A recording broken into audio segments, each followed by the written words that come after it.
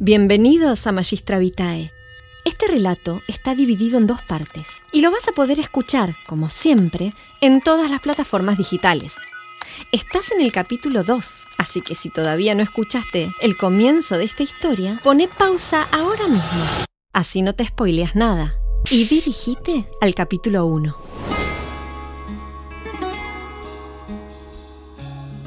Tan pronto Sisi y Maximiliano llegaron a Grecia, se dedicaron a disfrutar, a pasear. Y Sisi le echó el ojo a un terrenito que tenía una vista divina al mar, soñando con construir ahí una mansión fabulosa, a donde ella pudiera en el futuro recluirse y alejarse de la corte vienesa. Esta fue una época de gran tensión para la pareja de Francisco José y Sisi. Hubo acusaciones de infidelidades mutuas, chismes y muchos celos. Meses después, cuando volvieron a estar juntos en Venecia, las dolencias de Sisi comenzaron otra vez. Ahora tenía inflamación en los tobillos, posiblemente debido a su estado de desnutrición, ya que no comía. De Venecia, para recuperarse, tuvo que ir a Kissingen y de ahí volvió a Possenhofen. Entre todos estos viajes, Sisi acumuló 2 años de ausencia. Los próximos años fueron más de lo mismo. Mientras los chicos crecían y Franci trabajaba, ella viajaba de un lado al otro, anteponiendo 1000 excusas y cumplía con sus obligaciones al mínimo. Rodolfo, el heredero, era un chico tan sensible como su madre, pero era muy inteligente. A los 5 años ya hablaba 4 idiomas. Francisco José había decidido que su educación fuera muy estricta para convertirlo en un gran soldado. Esto incluyó separarlo a los 6 años de la única compañía familiar constante, su hermana Gisela, para ponerlo bajo la tutela del conde de Gondrecourt. El trato que le dio este hombre al niño fue casi sádico. La idea era subyugar sus habilidades intelectuales para favorecer las físicas. Le hacía hacer ejercicios militares, pasar frío en la nieve, y lo asustaba a propósito con la idea de fortalecerlo. Obviamente, el resultado fue todo lo contrario, y Rodolfo se convirtió en un chico irritable, nervioso y muy alterado. Padecía de anginas, fiebres y dolores de estómago. Podríamos pensar que la suerte de la madre se replicaba en la del hijo. La criatura padecía un martirio y 1 año después estaba tan enfermo que por él también se temió su pronta muerte. La abuela le echó la culpa a su constitución débil, pero Sisi, que siempre estaba ausente, no tenía tan claro lo que estaba sucediendo hasta que recibió una carta de un subordinado del conde tutor que le comunicaba todo lo que estaba pasando y le contaba cuánto sufría Rodolfo. Sisi no perdió ni un minuto.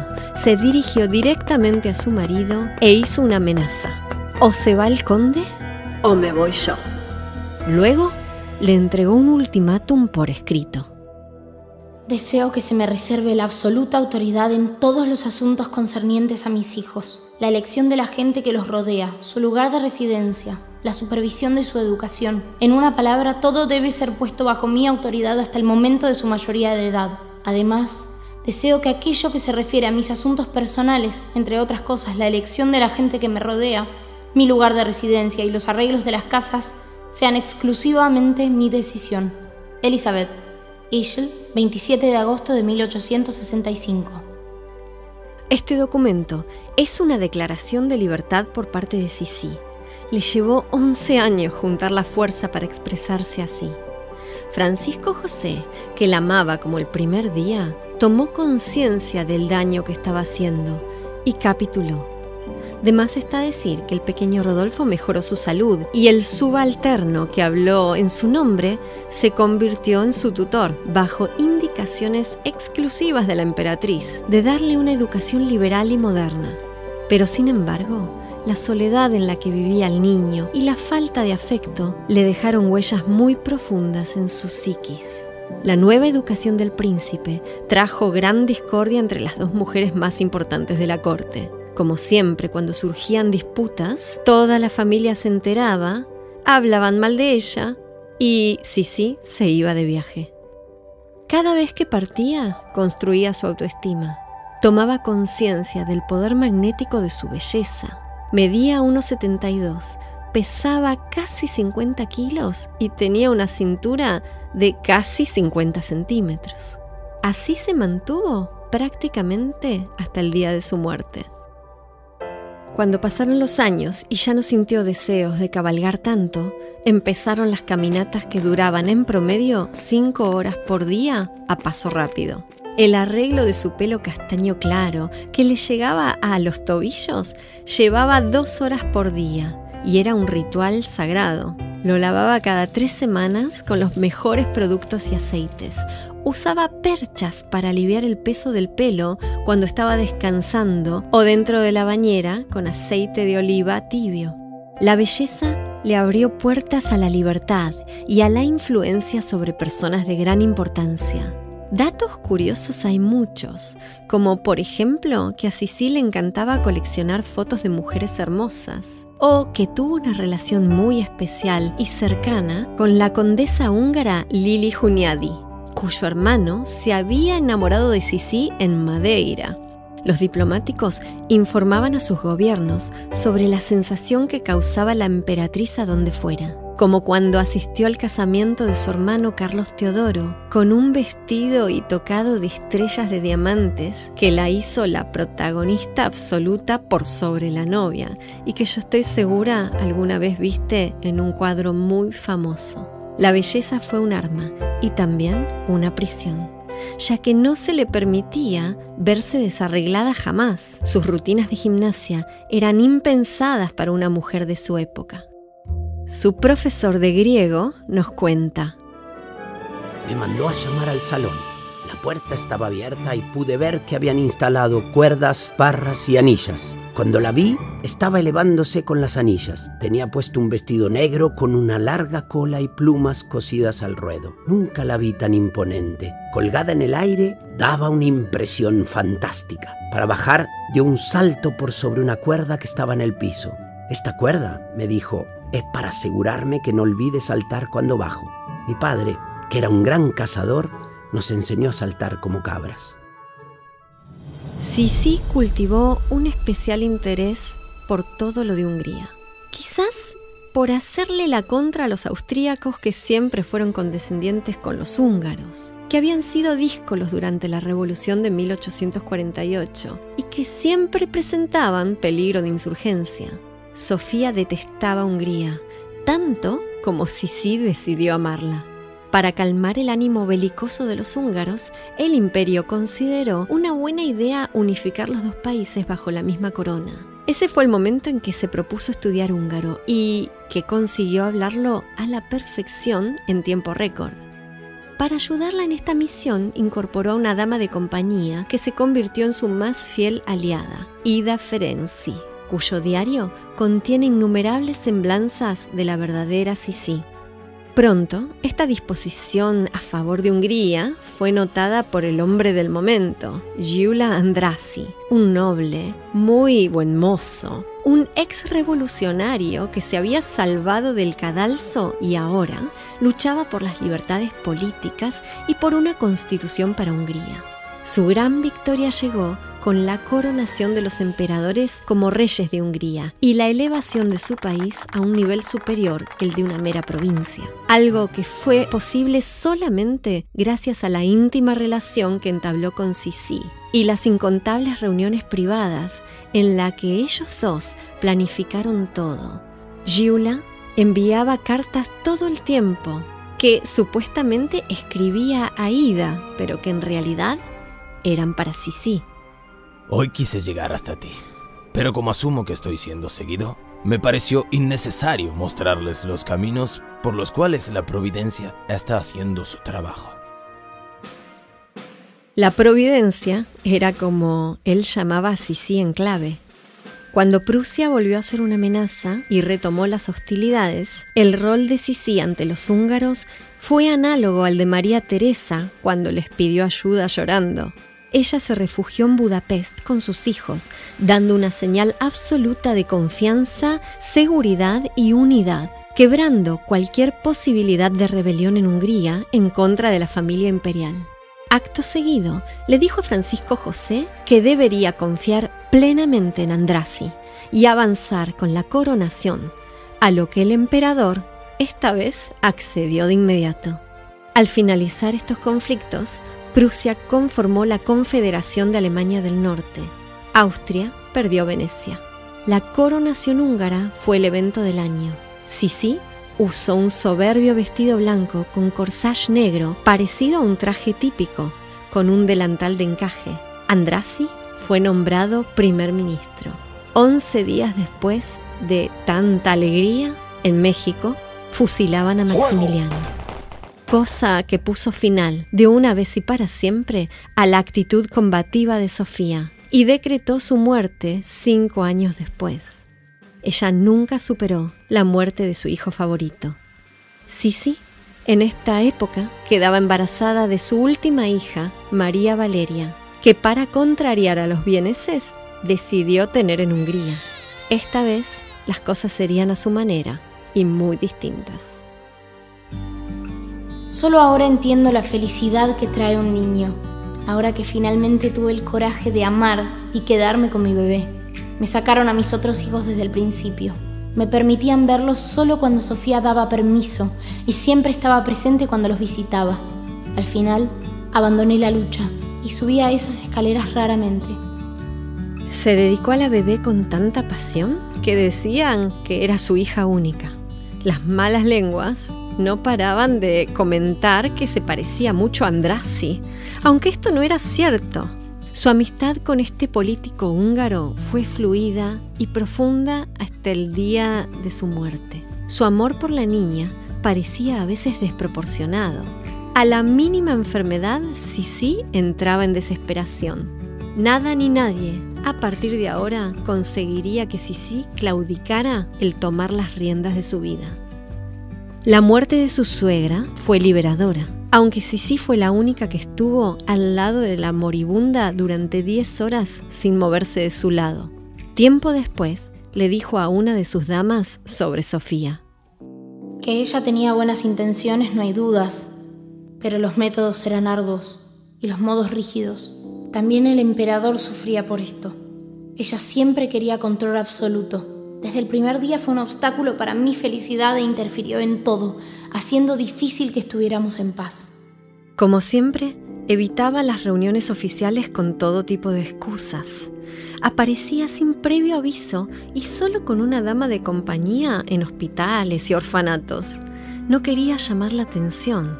Revisaba cocinas e instalaciones. Probaba la comida, daba dinero. Su manera de hacer caridad irritaba a la corte. Se preocupó por la salud mental, algo que en su familia estaba muy presente. Durante una epidemia de cólera en 1874, visitó un hospital sin tomar precauciones. Caminó entre las camas y se detuvo junto a un muchacho que al verla se emocionó. Cuando él tuvo un temblor y empezaba a morir en ese instante, ella le tomó la mano sin pensarlo 2 veces. Y le dijo que no se preocupara, que el temblor era porque le estaba bajando la fiebre y señal de que pronto estaría mejor. El hombre asintió y murió con una sonrisa en la cara. Para un cumpleaños y ante la pregunta de su marido de qué quería de regalo, ella respondió: Bueno, ya que hablamos del tema, te puedo pedir un tigre de Bengala, un relicario o, ¿por qué no?, un asilo para dementes perfectamente equipado. Un viaje seguía al otro. Godolo, en Hungría, era uno de sus lugares favoritos para sus extenuantes jornadas de cacería. Irlanda, donde su destreza y coraje como amazona sorprendió a todos. Inglaterra, a donde iba a una playa tranquila, mientras sus damas de compañía se hacían pasar por ella en diversos lugares para despistar a los curiosos. A todos lados se movilizaba con caballos, perros, peluquera, asistentes y siempre con María Valeria, su pequeña hija. Provocaba con gusto a la corte de Viena cada vez que podía. Puso a Rústimo, un muchachito negro discapacitado que le había regalado el Shah de Persia como compañero de juegos de su hija, para el espanto general de la corte. Le gustaba visitar a los artistas para ver sus cuadros, pero terminaba pidiéndoles que le muestren los perros de la casa. Una vez, quiso ir de incógnito a un baile de máscaras. Se vistió de amarillo y se puso un antifaz enorme. Estuvo toda la noche conversando con un joven, al que de pronto le preguntó qué opinaba sobre la emperatriz de Austria. Mantuvo con él una correspondencia deliciosa durante muchos años, sin decirle quién era, aunque por supuesto él lo había descubierto, pero le siguió el juego. La maldición de los Habsburgo seguía cobrando víctimas cercanas a Francisco José y a Sisi. En 1867, la archiduquesa Matilde, de tan solo 18 años, estaba lista para ir al teatro.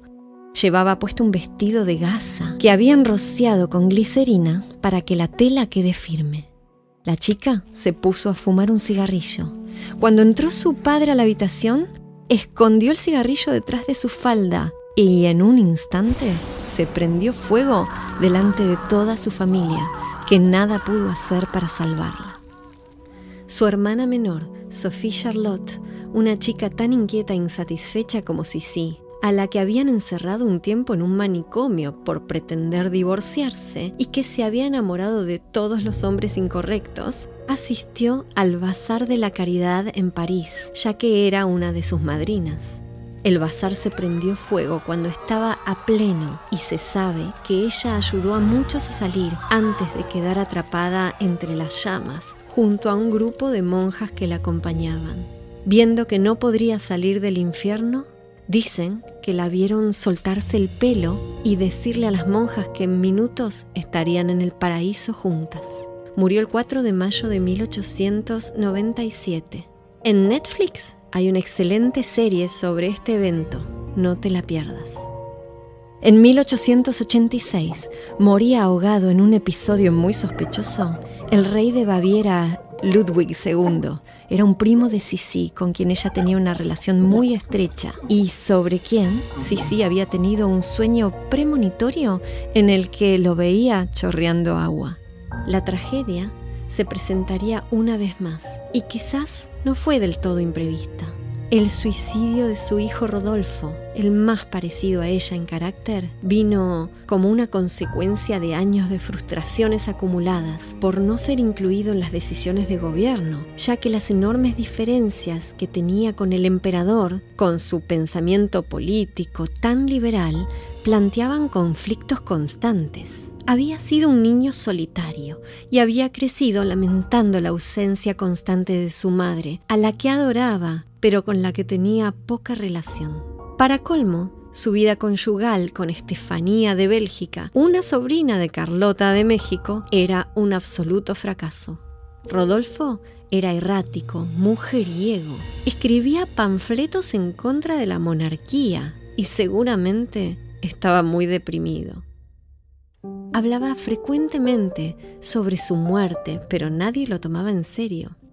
El 30 de enero de 1889, él y su amante, la baronesa María Betzera, de tan solo 17 años, al parecer hicieron un pacto suicida. En Mayerling, un palacio usado como coto de caza, los jóvenes fueron encontrados sin vida en circunstancias muy sospechosas. Sisi fue la primera en enterarse cuando un amigo de Rodolfo pidió hablar con ella de manera urgente. Le dijo que María le había dado veneno a Rodolfo y luego se había envenenado a sí misma. Cuando Sisi le comunicó a María Valeria lo sucedido, la jovencita de inmediato dijo que su hermano se habría suicidado. La madre de María llegó pronto al palacio pidiendo informaciones sobre su hija que estaba desaparecida desde hacía 2 días. Sisi le confirmó la muerte de ambos jóvenes. Al día siguiente, los emperadores supieron la verdad. Rodolfo y María tenían una bala en la cabeza cada uno. Ella estaba tendida en la cama con una rosa entre sus manos.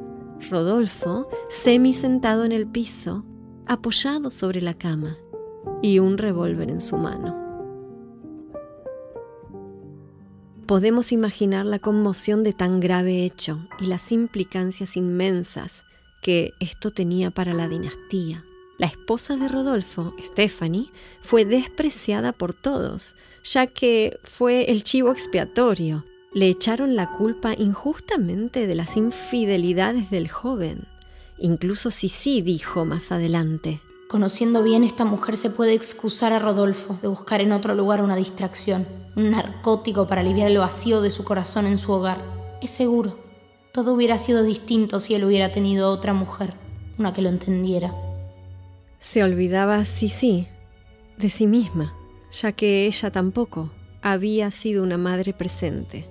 Todo lo contrario. La carta que Rodolfo le dejó a Estefanía decía así: Querida Stephanie, hoy te libero de aquí en más del tormento de mi presencia. Sé feliz a tu manera. Sé buena con nuestra pobre hija, que es lo único que dejo atrás. Dale mis cariños a mis amigos. Enfrento la muerte con calma. Solo ella puede salvar mi buen nombre. Con amor, tu afectuoso Rodolfo. Si bien en los primeros tiempos Sisi se mostró entera, pronto se derrumbó por completo, abandonándose a los reproches y culpas, diciendo que el estado mental de Rodolfo había sido heredado a través de ella y su sangre Wittelsbach. Si las críticas a Sisi llovían antes porque era mala madre y había abandonado a sus hijos, imagínate lo que estaban diciendo ahora.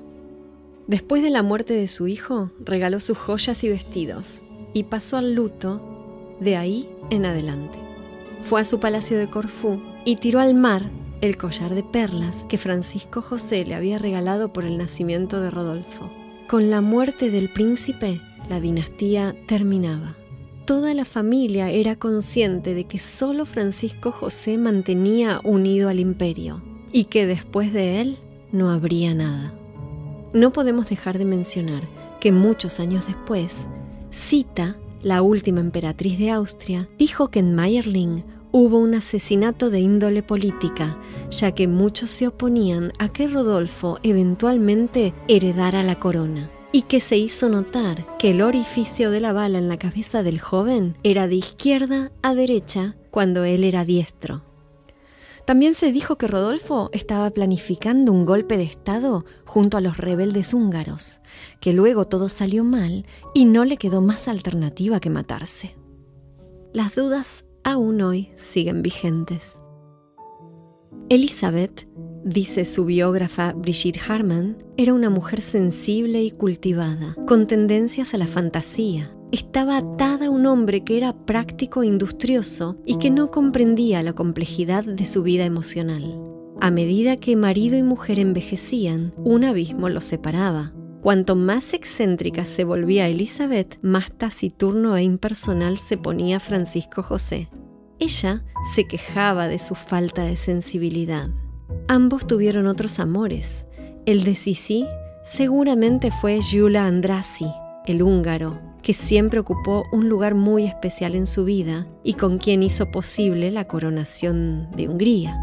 No hay pruebas de que este amor haya sido más que platónico, pero quién sabe.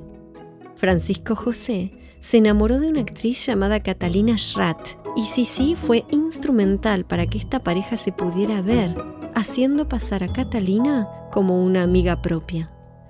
Después de la muerte de Rodolfo, ya nada la ataría a Viena nunca más. Retomó los viajes y a pesar de las advertencias respecto de su seguridad, la necesidad de soledad y el deseo de no llamar la atención hacían que viajara con muy poca gente. María Valeria se había casado, algo que sumió a Sisi en gran melancolía por bastante tiempo. Su hija era el único afecto al que había podido entregarse por completo y sin frenos. Pero había decidido no ser una suegra pesada y nunca interfirió en la vida de María Valeria. Ella tenía todo planificado. A partir de este momento se convertiría en la gaviota que emprendía el vuelo, una temática a la que siempre volvía cuando escribía sus poesías. Quiero cruzar los 7 mares en un barco, ser un barco fantasma hasta que me ahogue y me olviden. Ya tenía 50 años, arrugas en la cara. No era la misma belleza de antaño. En algún momento se hizo un tatuaje en el omóplato un ancla. Hay quien dice que es el símbolo de los viajantes y navegantes, y yo no puedo evitar pensar que era el emblema favorito de Maximiliano, el más parecido a ella de los Habsburgo. Elizabeth usaba 2 yates del imperio, y uno de ellos era el Miramar. Viendo que envejecía, se retiró por completo de la vida social y nunca más se dejó retratar. Dijo que no iba a mostrarse como una larva con rouge. Usaba un pequeño velo o un abanico, siempre como escudos contra las miradas. Francisco José le imploraba que regresara. Le decía que se sentía solo y que no habían pasado más que unos pocos días juntos al año. La obsesión por las caminatas agotaba a Ida y a Marie Festetix, otra de sus damas de compañía constantes. Pedía salir a navegar cuando había tormentas. Si veía un jardín que le gustaba, simplemente entraba, a lo que su marido le advirtió un día que le iban a dar una paliza por intrusa. Viajó a Egipto y se negó a saludar a las autoridades diplomáticas. En cambio, pidió que le presentaran a los encantadores de serpientes. En el Cairo, caminaba 8 horas por día al sol. La emperatriz no se detuvo más. París, Lisboa, Algeria, Florencia, Corfú, Gibraltar, San Remo, Marsella, Livorno. Nadie podía seguir el ritmo y nadie sabía exactamente dónde estaba. Rechazaba las escoltas policiales y corría por las callejuelas hasta que los despistaba. Para poder protegerla, los agentes debían estar a más de 200 metros para evitar problemas con ella. Los que la veían no podían creer que esa mujer arrugada fuera Sisi, la que recordaban maravillosamente joven en los cuadros. En una oportunidad, la actriz Rosa Albach-Reti la vio en un hotel. No la reconoció en el momento, pero le llamó la atención que de pronto esa mujer vestida de negro se sacó la dentadura postiza, la enjuagó con un vaso de agua al costado de la mesa y luego se la volvió a colocar sin ningún pudor. Hubo rumores de locura. Cuando María Valeria quedó embarazada, dijo que todo nacimiento era inexorablemente una desgracia, ya que las personas solo cumplen su destino a través del sufrimiento. No quería ver a médicos y decía que, junto con los sacerdotes, eran todos unos burros. A esta altura pesaba 46 kilos y tenía las piernas completamente hinchadas. A los 60 años, Sisi pasó el invierno de 1897 en la Riviera Francesa. Francisco José la visitó durante 2 semanas y la vio muy desmejorada. Ya no podía salir a caminar como siempre. Estaba melancólica y muy triste. En el verano decidió viajar a Suiza. Quería ver el sol en las montañas, pasear por el lago de Ginebra, que decía que tenía el mismo color del mar. No ignoraba que Suiza daba cobijo a un grupo de anarquistas que permanentemente planificaban atentados. Al contrario, Sisi tenía un deseo de muerte. La estaba buscando. Mi alma se siente triste hasta morir. Mi corazón está irremediablemente roto y mi duelo ya no tendrá fin. Sin embargo, la esencia misma del dolor me resulta más preciosa que mi propia existencia. La tristeza me acompaña siempre, amiga fiel después de tantos años. He tachado de mi vocabulario para siempre las palabras alegría y esperanza, y solamente me satisfaría el hallar en alguna parte un poco de paz. Cada día llamo a la muerte para que me libere de mi sufrimiento y del paso de los años. Vivo en la espera de este bendito instante en el que todos mis queridos desaparecidos, mi hijo Rodolfo, el rey Luis, mis hermanas, mi querida madre, sin olvidar de mi pequeña Sofía, me darán alegremente la bienvenida allá arriba. Así va mi alma, mis alas han ardido y solamente aspiro al reposo. La muerte ha destruido mi fe, ha hecho de mí esta máter dolorosa, que anda errante y sin objetivo. El final llegará, y el reposo eterno será mejor. La emperatriz viajaba de incógnito bajo nombres falsos. Sin embargo, al parecer, el gerente del hotel Beau Rivage se vanaglorió de la ilustre huésped y lo hizo público. Al día siguiente, un periódico publicó la primicia, sellando la suerte de Sisi. Un lobo acechaba. Luigi Lucchesi, de 25 años, que se estaba preparando para dar su gran golpe. Tenía una lima a la que había sacado punta. Su víctima ideal era el príncipe Enrique de Orleans, pero el príncipe cambió los planes y no fue a Ginebra. Luigi tampoco tenía dinero para viajar a Italia a matar a su segundo objetivo, el rey Humberto I. De pronto, vio en la primera página del periódico la novedad de que la emperatriz de Austria estaba de visita. Fue hasta el hotel y esperó pacientemente. Cuando vio movimientos llamativos, sacó la lima y la preparó debajo de su manga. Sisi salía del hotel junto a Ima Staray y caminaba hacia el muelle para abordar un barco hacia Montreux. En una mano llevaba su abanico y en la otra una sombrilla. Lucchesi acechaba. Cuando las mujeres se acercaron, se arrojó sobre ellas. Miró debajo del parasol y, reconociendo a Sisi, le clavó la lima en el pecho y salió corriendo. Por el golpe, ella cayó de espaldas al suelo. Su gran cantidad de pelo amortiguó el golpe en su cabeza. Todos se precipitaron a ayudar. Sisi agradeció y pidió continuar caminando al barco. ¿Será que quería sacarme el reloj?, preguntó confundida. A unas cuadras, unos policías detenían a Lucchesi, que se jactaba de haber apuñalado a alguien importante, diciendo: «Solo los que laboran tienen derecho a mangiare». Sisi no tenía dolor. Caminó los 100 metros que la separaban del barco y subió. Nadie tenía noción de la gravedad de lo que acababa de suceder. Mientras estaban zarpando, ella se desvaneció. Le aflojaron la ropa y le quitaron el corset para que pudiera respirar mejor. En ese momento, Irma vio el agujerito en su blusa. No había sangre. El capitán, que no tenía ni idea que la emperatriz de Austria estaba a bordo, volvió a toda velocidad a Ginebra. La bajaron en una camilla improvisada y volvieron al hotel. Para cuando a Sisi la pudo ver un doctor, ella ya estaba muerta. Francisco José dijo: No saben cuánto amé yo a esta mujer. Cerremos esta historia con la imagen de esa chiquilina asistiendo al cumpleaños de su primo el emperador, cuando todo era ingenuidad, poesía e ilusión. Y con estas palabras que escribió Sisi poco tiempo antes de morir, sin imaginar que ella sería un eslabón más en la cadena de la maldición de los Habsburgo. ¿Te has dado cuenta que en Shakespeare los locos son los únicos sensibles?